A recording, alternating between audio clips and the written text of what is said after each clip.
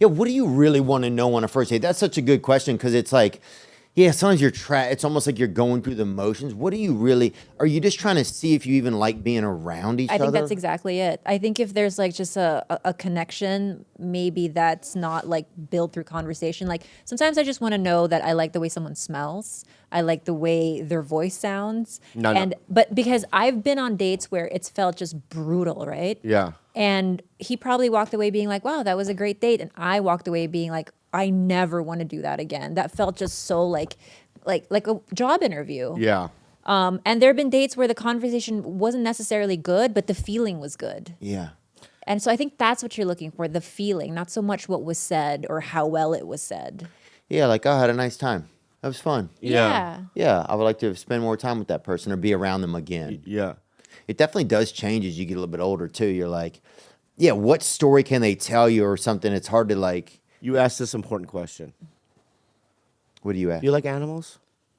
I hate them. I hate dogs. I hate cats. Once they say that, I'm out. At least for me. Do you like animals, though? No, I'm just saying. No, it's like do that's you have a what you asked pet? Do you have a dog or a cat? No, I don't. I'm not opposed to it. I would just haven't had the opportunity to be an owner. Oh, right, but so I'm asking you then. Yeah. Growing up, did you have an animal or a dog? No, I got attacked by a couple of dogs. What else? My gay friend used to raise pit bulls, and Yeah.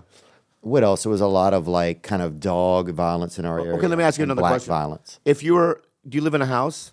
I live in a apartment. Okay. I live in a house in Nashville. In Nashville, you do, right? Yeah. So if you heard a dog whimpering in your backyard, a puppy, right? How do we know it's a puppy? The whimper's different. Oh yeah. Bro, that means the tea is ready. I'm going to sound effects school, and I mixed up the fucking Yeah, sound. try it again. Yeah.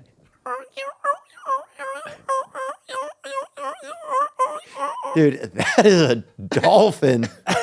Is about to The dolphin. Oh, fucking about dolphin. to blast. Oh yeah, blast. Yeah, that's right. There we go. That's pretty good. Pretty good, right? What do you do? If I hear that, Yeah. I say, hey, quiet down out there. Yeah, and for me, I'd be like, no, I don't want to see this person.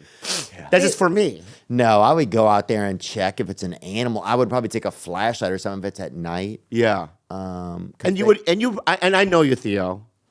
You would do the best you could. You would take the fucking puppy, bring it inside, probably Google, like, what do I do? You know what I mean? I think you would do all that stuff. I don't think you would leave a puppy out there whimpering. That would be crazy. I don't know who would do that. There are people that would. There's been people. One time I had to stay at my buddy's house when we were children, and he said, oh, and we were all sleeping at his house, right? And they had a dog. They had a dog that was howling all night. And I was so scared. We're all in his room. There was like 5 of us. It was a sleepover. And he had all these animals, cages on the wall.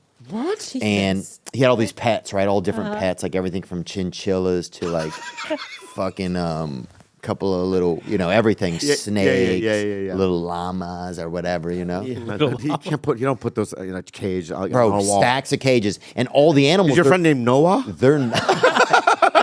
I mean, is there a flood coming? What's going on here, bud?